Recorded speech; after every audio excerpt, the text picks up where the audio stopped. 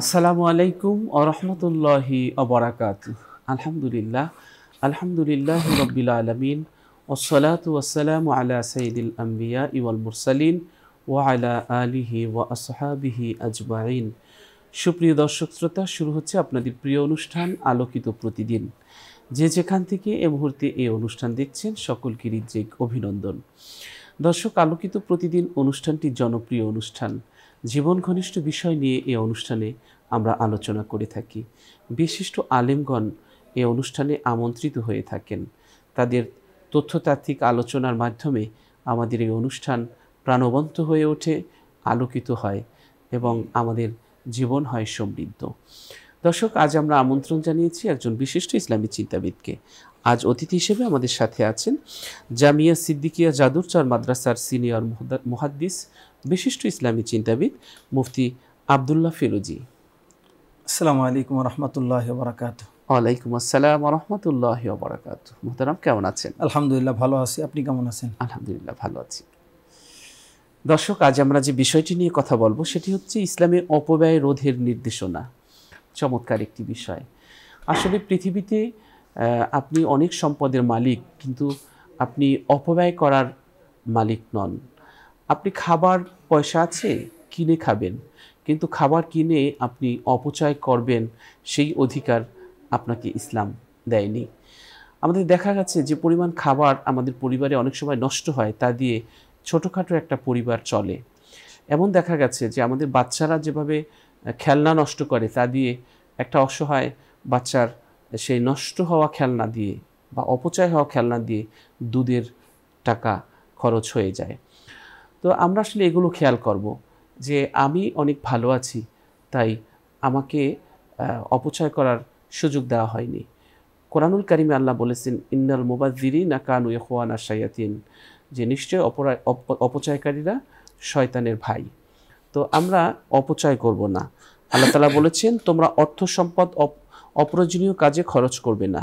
জেনে রেখো, যারা অপব্যয় করে তারা শয়তানের ভাই, আর শয়তান নিজ প্রতিপালকের ঘোর অকৃতজ্ঞ।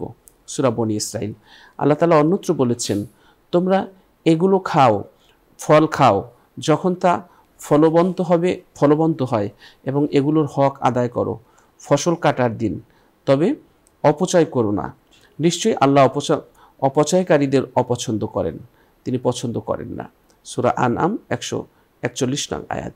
আল্লাহ তাআলা অন্যত্র বলেছেন, হে আদম সন্তান, তোমরা প্রত্যেক নামাজের সময় সুন্দর পোশাক পরিধান করো এবং পানাহার করো, কিন্তু অপচয় করো না। নিশ্চয়ই আল্লাহ অপচয়কারীদের পছন্দ করেন না। সূরা আরাফ 31 নং আয়াত। আল্লাহ তাআলা সূরা বনী ইসরাইলের 29 নং আয়াতে বলেছেন, তোমার হাত গলায় বেরি করে রেখো না, অর্থাৎ কৃপণ হইও না, এবং তাকে একেবারে খুলেও দিও না, অর্থাৎ অপচয় করো না, তাহলে তুমি নিন্দিত এবং নিঃস্ব হয়ে যাবে। আমরা আরেকটি আয়াতে দেখতে পাই, আল্লাহ তাআলা বলেন, বাম পাশের দল কতই না হতভাগ্য, তারা থাকবে উত্তপ্ত বায়ু এবং ফুটন্ত পানির মধ্যে, যা শীতল নয় বা আরামদায়ক নয়। এর আগে তারা ছিল ভোগ বিলাসে মত্ত। সূরা ওয়াকিয়া 41 থেকে 45 নং আয়াত। দর্শক, আমরা ইসলামে যে অপব্যয় করার জন্যে নিষেধ করেছেন সেদিকটা আমরা গভীরভাবে খেয়াল করার চেষ্টা করব এবং আমরা ইসলামের অ্যাডভাইস অনুসরণ করার চেষ্টা করব। আমরা অবজ্ঞা করব না ধর্মের এই শিক্ষাকে। আমরা জানি যে আমাদের যে অপচয় করি, এই অপচয় এটা রাসূল সাল্লাল্লাহু আলাইহি ওয়াসাল্লাম অপছন্দ করতেন। তিনি বলেন, প্রত্যেক নবজাতক ফিতরাত তথা ইসলামের উপর জন্ম নেয়, এরপর তার পিতামাতা তাকে ইহুদি খ্রিস্টান বা অগ্নিপূজক বানায়। তো এই যে পারিবারিক প্রভাব, মানুষ শিশুকালে তার পিতামাতার আচরণে প্রভাবিত হয়। পিতামাতা যদি অপচয়কারী হয়, তাহলে সন্তানও অপচয়ের শিক্ষা গ্রহণ করবে। তাই অভিভাবকদের সচেতন হতে হবে, তাদেরকে শেখাতে হবে। নবীজি বলেন, প্রত্যেক ব্যক্তি তার সঙ্গীর ধর্ম গ্রহণ করে, সুতরাং তোমরা সঙ্গী নির্বাচনের ক্ষেত্রে অবশ্যই সতর্কতা অবলম্বন করো। এখানে দেখা যায় অপচয়ের অন্যতম কারণ হলো অপচয়কারীর সঙ্গ ও সাহচর্য। কেননা অধিকাংশ ক্ষেত্রে মানুষ তার সঙ্গীর চরিত্র গ্রহণ করে থাকে, তাই সঙ্গী অপচয়কারী হলে তার অন্যান্য সঙ্গীরাও অপচয়কারী হবে এবং প্রভাবিত হবে। এজন্য এই বিষয়টিও আমাদের খেয়াল রাখতে হবে। হারাম উপার্জনে উদ্বুদ্ধ করে এই অপচয়। রাসূল সাল্লাল্লাহু আলাইহি ওয়াসাল্লাম বলেছেন, উপার্জনের দিকে ধাবিত হও। রাসূল সাল্লাল্লাহু আলাইহি ওয়াসাল্লাম বলেছেন, প্রত্যেক হারাম দ্বারা গঠিত শরীরের জন্যই জাহান্নাম উপযুক্ত। তো হারাম উপার্জনে আমরা উদ্বুদ্ধ হব না। অপচয় এবং অপব্যয়ের কারণে অনেক সময় মানুষ অর্থ সংকটে পড়ে যায়। তখন সংসারের আবশ্যকীয় ব্যয় নির্বাহ করা তার পক্ষে কঠিন হয়ে দাঁড়ায়, ফলে সে হারাম উপার্জনের দিকে ধাবিত হয়। অথচ এটা হয়েছে অপচয় করার কারণেই। আমরা পাপের চর্চা হয় এই অপচয় করার মাধ্যমে। নবীজি বলেছেন, আদম সন্তান তার পেটের তুলনায় অন্য কোনো খারাপ পাত্র ভর্তি করে না। মানুষের জন্য তো কয়েক লোকমা খাদ্যই যথেষ্ট, যা তার মেরুদণ্ডকে সোজা করে রাখবে। আর যদি একান্তই প্রয়োজন হয়, তাহলে পাকস্থলীর 1/3 অংশ খাদ্য, 1/3 অংশ পানীয় আর 1/3 অংশ নিঃশ্বাসের জন্য রাখবে। তিরমিজি শরীফের হাদিস। অপচয়ের প্রতিকার করতে হবে আমাদের, মধ্যপন্থা অবলম্বন করতে হবে আমাদের, অহংকার করা যাবে না আমাদের, বিলাসবহুল জীবনযাপন আমাদের ত্যাগ করতে হবে, দুনিয়া বিমুখ হতে হবে আমাদের, উপার্জনের সতর্কতা অবলম্বন করতে হবে আমাদের, নিজস্ব আয়ে খরচ করতে হবে আমাদের, দানের অভ্যাস আমাদের গড়ে তুলতে হবে। এরপরে আরও যে কিছু অ্যাডভাইস আছে ইসলামের, সেগুলো আমাদের মান্য করতে হবে। তাহলে ইনশাআল্লাহ আমরা অপচয় থেকে আমাদের নিজেদেরকে ফেরাতে পারবো। চলুন এই বিষয়টি নিয়ে আমরা আলোচনা শুনছি আমাদের অতিথির কাছ থেকে। জি মোহতারাম। নাহমাদুহু ওয়া নুসাল্লি আলা রাসূলিহিল কারীম, আম্মা বাদ। চমৎকার একটি বিষয়, ইসলামে অপব্যয় রোধের নির্দেশনা। জীবন ধারণের জন্য মানুষের প্রয়োজনীয় অর্থ উপার্জন করা এবং সেই অর্থ এবং সম্পদ ভোগ করার অনুমতি, এটা ইসলাম এবং অন্যান্য সব ধর্ম এবং সভ্যতায় রয়েছে। কিন্তু অন্য কোনো ধর্ম বা সভ্যতায় ইসলামের মতো আয় ব্যয়কে নিয়মনীতির ফ্রেমে আবদ্ধ করা হয়নি। ইসলাম একদিকে যেমন হালাল উপায়ে অর্থ উপার্জনের নির্দেশ দিয়েছে, ঠিক তেমনিভাবে উপার্জিত অর্থটা বৈধ পথে খরচ করারও ইসলাম নির্দেশনা দিয়েছে। মানব সমাজে অর্থ এবং সম্পদ ব্যয়ের ক্ষেত্রে অপচয় এবং অপব্যয় আজকে একটা বৈশ্বিক সমস্যায় পরিণত হয়েছে, অথচ ইসলাম এটিকে স্পষ্টভাবে হারাম ঘোষণা করেছে। অপচয় এবং অপব্যয় এই দুটি শব্দ, কোরআনে দুইভাবে বর্ণিত হয়েছে। দুটি শব্দের দুটি অর্থও করা যায়, আবার ওলামায়ে কেরামগণ যারা কোরআন হাদিস ব্যাখ্যা করেন, ফোকাহা, মুহাদ্দিস এবং মুফাসসির যারা, তারা এই দুটিকে সমর্থক শব্দ হিসাবেও পরিগণিত করে থাকেন। আল্লাহ রাব্বুল আলামিন কোরআনুল কারীমের মধ্যে বলেন, সূরা আরাফ 31 নম্বর আয়াত, ইয়া বানি আদম, আল্লাহ রাব্বুল আলামিন সূরা আরাফের 31 নম্বর আয়াতে কারীমার মধ্যে বলেন, ইয়া বানি আদমা খুযু যিনাতাকুম ইনদা কুল্লি মাসজিদিন ওয়া কুলু ওয়াশরাবু ওয়া লা তুসরিফু ইন্নাল্লাহা লা ইউহিব্বুল মুসরিফিন। আল্লাহ তাআলা সূরা আল আরাফের 31 নম্বর আয়াতে কারীমার মধ্যে বলেন, হে আদম সন্তান, তোমরা প্রত্যেক নামাজের সময় তোমরা সুন্দর পোশাক পরিধান করো, তোমরা খাও পান করো, কিন্তু অপচয় করো না। নিশ্চয়ই আল্লাহ তাআলা অপচয়কারীকে ভালোবাসেন না। এখানে কোরআনুল কারীমের মধ্যে যে ইসরাফ শব্দ রয়েছে, এই শব্দটার অর্থ হচ্ছে অপচয়। এছাড়া আল্লাহ রাব্বুল আলামিন সূরা বনী ইসরাঈলের 26 এবং 27 নম্বর আয়াতে কারিমার মধ্যে বলেছেন, যেটা একটু আগে আপনিও বলেছেন, ওয়ালা তুবাদ্দির তাবদীরা ইন্নাল মুবাদ্দিরিনা কানু ইখওয়ানাশ শায়াতিন ওয়া কানা আশ-শাইতানু লিরাব্বিহি কাফুরা। এই আয়াতে কারিমার ভিতরে আল্লাহ তাআলা অপব্যয় করতে নিষেধ করেছেন, ওয়ালা তুবাদ্দির তাবদীরা, এবং বলেছেন যারা অপব্যয় করে তারা শয়তানের ভাই, এবং আল্লাহ তাআলা এই ব্যাপারে আরও কিছু দিক নির্দেশনা দিয়েছেন। মুহতারাম হাজিরিন, এই দুইটি শব্দ, একটা হলো ইসরাফ এবং আরেকটা হচ্ছে তাবযির। এই শব্দের মধ্যে সূক্ষ্ম একটা পার্থক্য আছে। পার্থক্যটা হচ্ছে, ইসরাফ বলা হয় যে কোনো বৈধ কাজেই প্রয়োজনের অতিরিক্ত, মাত্রাতিরিক্ত এটা খরচ করা। ঠিক তেমনিভাবে তাবযিরের অর্থ হচ্ছে আল্লাহ তাআলার নাফরমানিতে, গুনাহের কাজে, অবাধ্যতায়, সীমালঙ্ঘনে নিজের সম্পদকে খরচ করা। ওলামায়ে কেরাম, মুফাসসিরগণ এই দুইটি শব্দকে তারা ভিন্ন অর্থেও প্রয়োগ করেছেন, আবার দুটিকে সমর্থক শব্দ হিসাবেও তারা ব্যবহার করে থাকেন। আমাদের সমাজে আজকে অপচয় এবং অপব্যয় এটা একটা মহামারীর আকার ধারণ করেছে। অপচয় এবং অপব্যয়ের কারণগুলো কি, কারণগুলো চিহ্নিত করে আমরা এটা প্রতিরোধে ইসলাম কি দিক নির্দেশনা দিয়েছে, এ ব্যাপারে আমরা জানবো ইনশাআল্লাহ। 1 নম্বরে হচ্ছে অপচয় এবং অপব্যয়ের ব্যাপারে আমাদের প্রধানতম যে কারণ, সেটা হচ্ছে দিন সম্পর্কে আমাদের অজ্ঞতা। আজকে আমরা দিন সম্পর্কে না জানার কারণে আমরা ব্যাপকভাবে অপচয় করতেছি, অপব্যয় করতেছি। আমরা অপচয় এবং অপব্যয়ের কুফল সম্পর্কে না জানার কারণে আমরা এতে আজকে গা ভাসিয়ে দিচ্ছি। অথচ আল্লাহ তাআলা কোরআনুল কারীমের মধ্যে যেটা একটু আগে বলা হলো সূরা আল আরাফের 31 নম্বর আয়াতে কারিমায়, যে নিঃসন্দেহে আল্লাহ তাআলা বলেন, ইয়া বানি আদমা খুযু যিনাতাকুম ইনদা কুল্লি মাসজিদিন ওয়াকুলু ওয়াশরাবু ওয়া লা তুসরিফু ইন্নাল্লাহা লা ইউহিব্বুল মুসরিফিন। এই আয়াতে কারিমার ভিতরে আল্লাহ তাআলা যারা অপচয় করে, অপব্যয় করে, তাদের ব্যাপারে আল্লাহ তাআলা বলতেছেন যে তাদেরকে আল্লাহ তাআলা ভালোবাসেন না, অপচয়কারীদেরকে আল্লাহ তাআলা ভালোবাসেন না। তো যারা অপচয় করে তাদের এক নম্বরে সবচেয়ে অপ্রাপ্তি হচ্ছে যে তারা আল্লাহর ভালোবাসা তারা পাবে না। তো দিন সম্পর্কে না জানার কারণে আজকে মানুষ অপচয় অপব্যয়ে লিপ্ত হয়ে থাকে।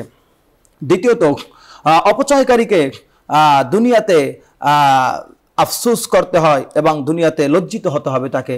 কারণ অপচয়ের দরুন সে তার সম্পদকে এমনভাবে খরচ করতেছে বেহিসাব, একটা সময় আসবে যখন সে সম্পদের অভাবে তার সঠিক চিকিৎসা হবে না, তার পরিবারের জরুরি কোনো প্রয়োজন পূরণ হবে না।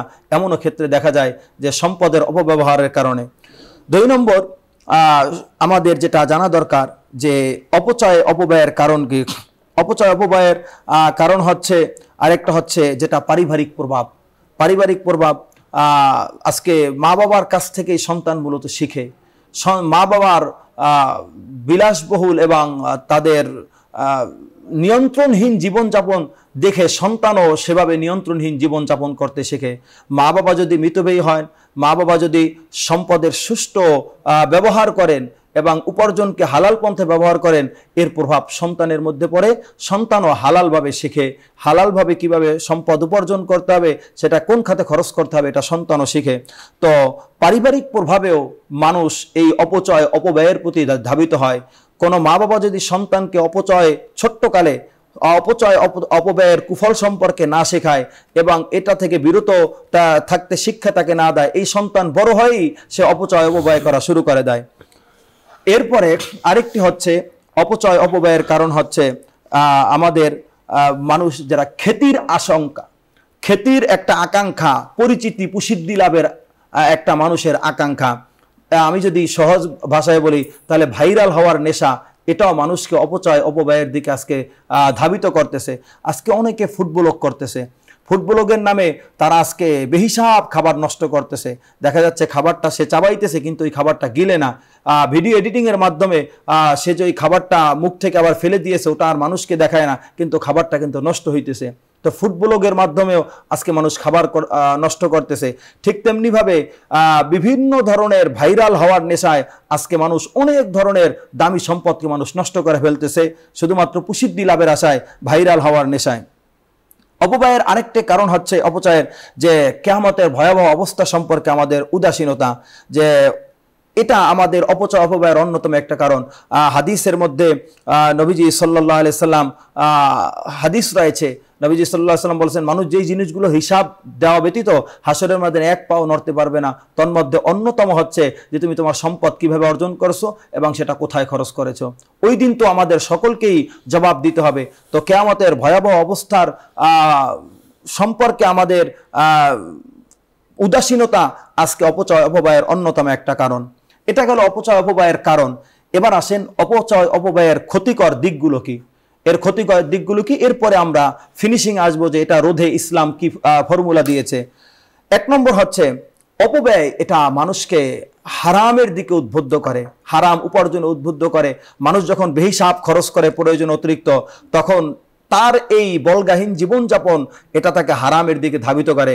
সে বিভিন্ন ধরনের হারাম উপার্জনের দিকে বাড়ায়, সে নানাবিধ হারাম উপার্জনের প্রতি তার মন আকৃষ্ট হয়। সে তার এই নিয়ন্ত্রণহীন জীবনযাপনের ধারাটাকে অব্যাহত রাখতে সে হারাম উপার্জন করে এবং সেটা নিজে ভোগ করে, সন্তানদেরকে ভোগ করায়। 2 নম্বর, অপচয়ের এই অপচয় অপব্যয়ের মাধ্যমে মানুষ নানাবিধ পাপাচারে লিপ্ত হয়ে যাচ্ছে।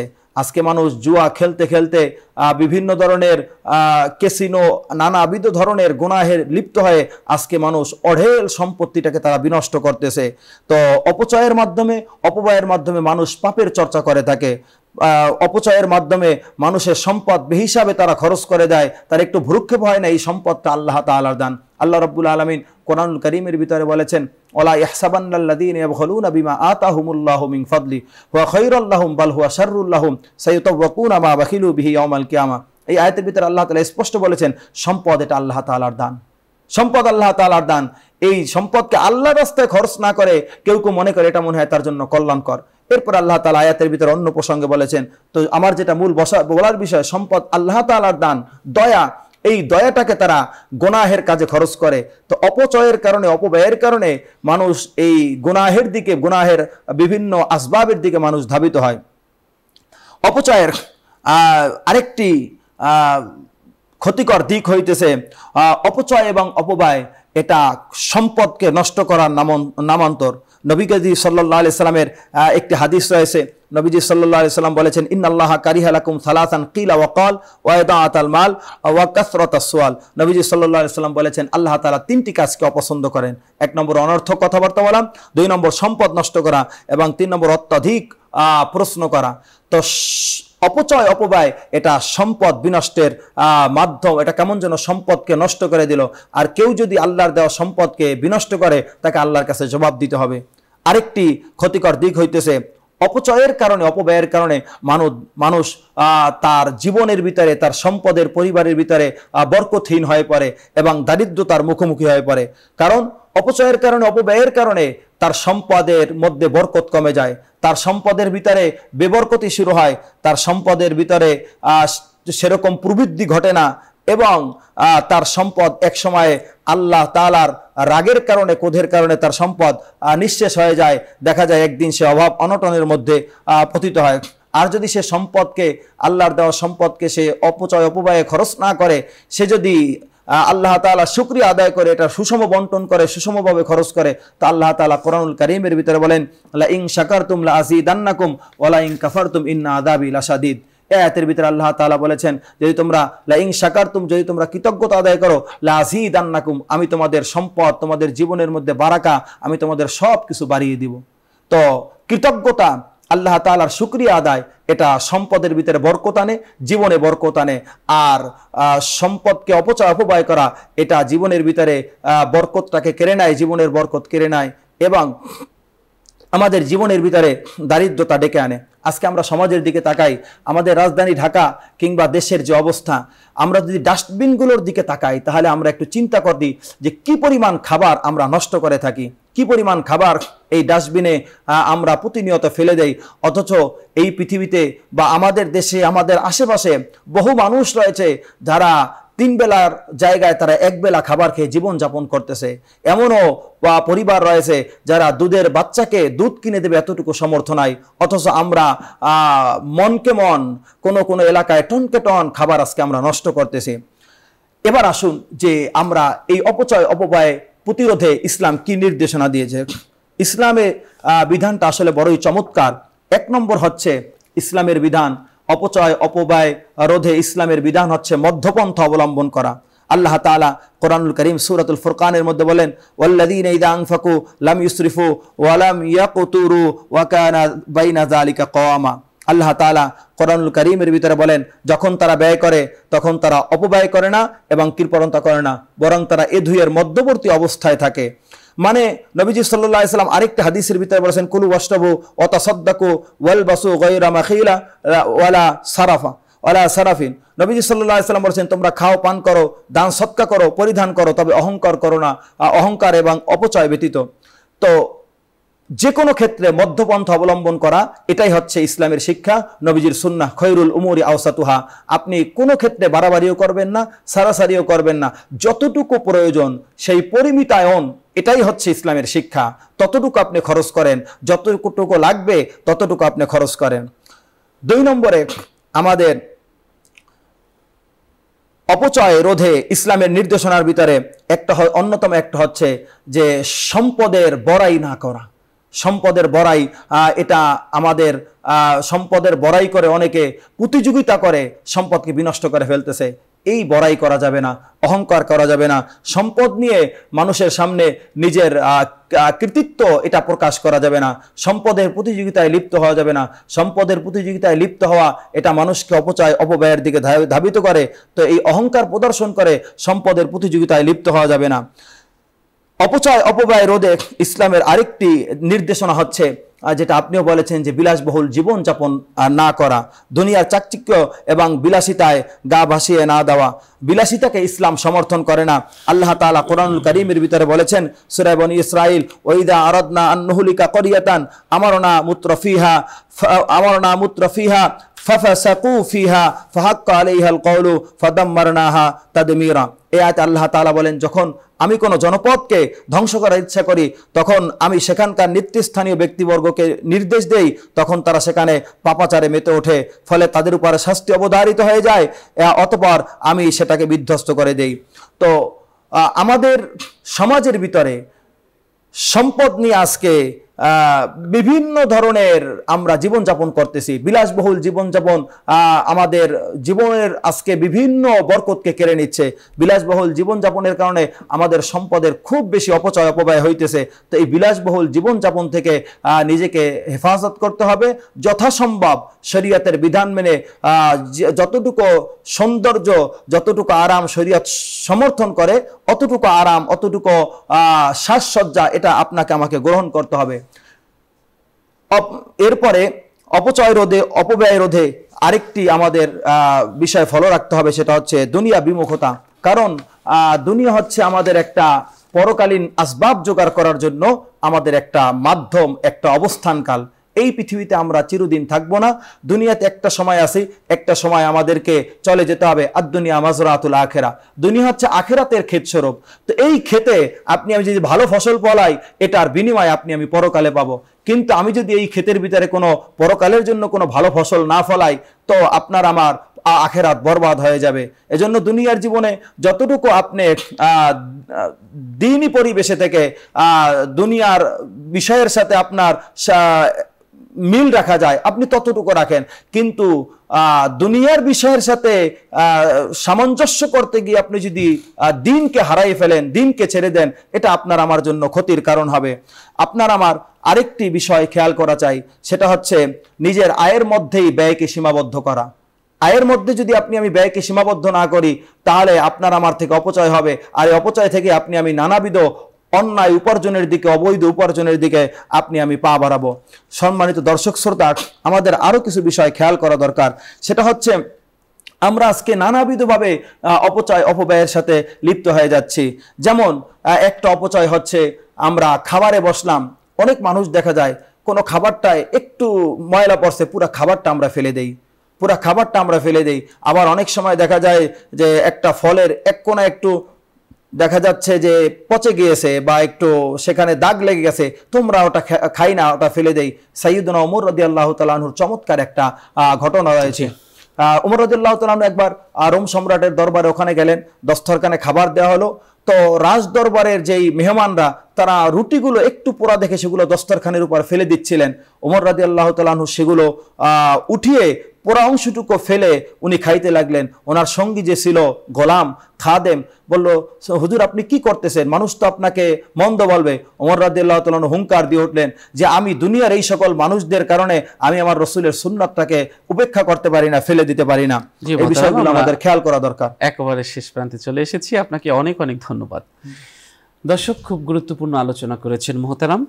আল্লাহ তাআলা বলেছেন যে আল্লাহ মুমিন বান্দাদের বৈশিষ্ট্য প্রসঙ্গে বলেন, তারা যখন ব্যয় করে তখন অপব্যয় করে না বা কৃপণতা করে না, বরং তারা এই দুইয়ের মধ্যবর্তী অবস্থায় থাকে। নবীজি বলেছেন যে তোমরা খাও, পান করো, দান সদকা করো এবং পরিধান করো, তবে অহংকার এবং অপচয় ছাড়া। মুসনাদে আহমদ। আল্লাহ রাব্বুল আলামিন বলেছেন, হে মুমিনরা, খোটা এবং কষ্ট দিয়ে তোমরা তোমাদের দানগুলো বিনষ্ট করো না, সেই ব্যক্তির মতো যে তার ধন সম্পদ ব্যয় করে লোক দেখানোর জন্য এবং সে আল্লাহ এবং পরকালে বিশ্বাস করে না। ওই ব্যক্তির দৃষ্টান্ত একটি মসৃণ পাথর খণ্ডের মতো, যার উপর কিছু মাটি জমেছিল, এরপর সেখানে প্রবল বৃষ্টিপাত হলো এবং তাকে পরিষ্কার করে রেখে গেল। এভাবেই তারা যা কিছু উপার্জন করে সেখান থেকে কোনো সুফলই তারা পায় না। আসলে আল্লাহ অবিশ্বাসী সম্প্রদায়কে সুপথ দেখান না। নবীজি বলেছেন, যে ব্যক্তি অহংকারবশত তার কাপড় টাকনুর নিচে ঝুলিয়ে পড়ে, কিয়ামতের দিন আল্লাহ ওই ব্যক্তির প্রতি রহমতের দৃষ্টিতে তাকাবেন না। আল্লাহ বলেন, আমি যখন কোনো জনপদকে ধ্বংস করার ইচ্ছা করি, তখন আমি সেখানকার নেতৃত্বস্থানীয় ব্যক্তিদের নির্দেশ দেই, তারা সেখানে পাপাচারে মেতে ওঠে, ফলে তার উপর শাস্তি অবধারিত হয়ে যায়। তারপর আমি ওটাকে ধ্বংস বিধ্বস্ত করে দেই। সূরা বনী ইসরাইল 16 নং আয়াত। আল্লাহ তাআলা বলেছেন, যারা মুহাজিরদের আসার আগে এই নগরীতে বসবাস করত এবং ঈমান এনেছিল, যারা মুহাজিরদের ভালোবাসে এবং তাদেরকে গনিমত থেকে যা দেওয়া হয়েছে তা তারা নিজেদের মনে কোনোরূপ আকাঙ্ক্ষা পোষণ করে না, আর তারা নিজেদের উপর তাদেরকে অগ্রাধিকার দেয়, যদিও তাদেরই রয়েছে অভাব। মূলত যারা হৃদয়ের কার্পণ্য হতে মুক্ত তারাই সফল কাম। সুতরাং আমাদের দুনিয়া বিমুখ হতে হবে এবং রাসূল সাল্লাল্লাহু আলাইহি সাল্লামের যে গুণ ছিল সেই গুণের অধিকারী হতে হবে।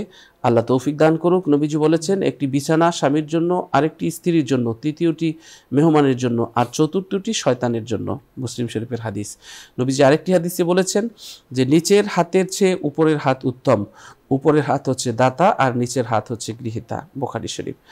রাসূল সাল্লাল্লাহু আলাইহি ওয়াসাল্লাম বলেছেন, তোমাদের কেউ তার রশি নিয়ে জঙ্গল থেকে কাঠ সংগ্রহ করে পিঠে বহন করে বাজারে যায়, তারপর সেখানে তা বিক্রি করে, এর মাধ্যমে আল্লাহ তাকে অমুখাপেক্ষী করবেন। এটা মানুষের কাছে তার হাত পাতার চেয়ে উত্তম, কারণ মানুষ তাকে কিছু দিতেও পারে, নাও দিতে পারে। কিন্তু যে কাঠ রশি জঙ্গল নিয়ে কাঠ কাটবে, সংগ্রহ করে পিঠে বহন করে, আল্লাহ তাআলা তাকে এর মাধ্যমে অমুখাপেক্ষী রাখবেন। আল্লাহ আমাদের সকলকে তৌফিক দান করুন অপচয় রোধ করে নিজেদের জীবন পরিচালনার জন্য। দর্শক, আমরা অনুষ্ঠানের এই পর্যায়ে একটি মোনাজাত করব। আপনারা চাইলে আমাদের সাথে মোনাজাতের শরীক হতে পারবেন। আল্লাহুম্মা সাল্লি আলা সাইয়্যিদিনা ওয়া নাবিয়িনা ওয়া শাফিয়িনা ওয়া হাবিবিনা ওয়া মাওলানা মুহাম্মদ সাল্লাল্লাহু আলাইহি ওয়া আলা আলিহি ওয়া আসহাবিহি ওয়া বারাকা ওয়া সাল্লাম। আল্লাহুম্মা আমিন। ربنا ظلمنا أنفسنا وإن لم تغفر لنا وترحمنا لنكونن من الخاسرين। রব্বুল আলামিন, গুনার বোঝা নিয়ে আপনার শাহী দরবারে হাত তুলেছি। জানা অজানা শিরক বেদাত শয়তানের ধোকায় পড়ে, নফসের তাড়নায় পড়ে যত ধরনের গুনাহ করেছি, আপনি আমাদের জীবনের সমস্ত গুনাহ খাতা মাফ করে দিন, অভাব দূর করে দিন, পেরেশানি দূর করে দিন। সকল প্রকার বালা মুসিবত, সকল বাধা প্রতিবন্ধকতার চড়াই উতরাই পেরিয়ে আমরা জীবন যাপন করতে পারি, সেই তৌফিক আমাদের আপনি দান করুন। রব্বুল আলামিন, আপনার কাছে ফরিয়াদ করে বলছি, আল্লাহ তাআলা সকল প্রকার বালা মুসিবত থেকে আমাদের আপনি হেফাজত করুন। আল্লাহ তাআলা পেরেশানি থেকে হেফাজত করুন। আল্লাহ তাআলা বিপদ মুসিবত থেকে হেফাজত করুন। আল্লাহ তাআলা আসমান জমিনের বরকতের দুয়ার আমাদের জন্য খুলে দিন।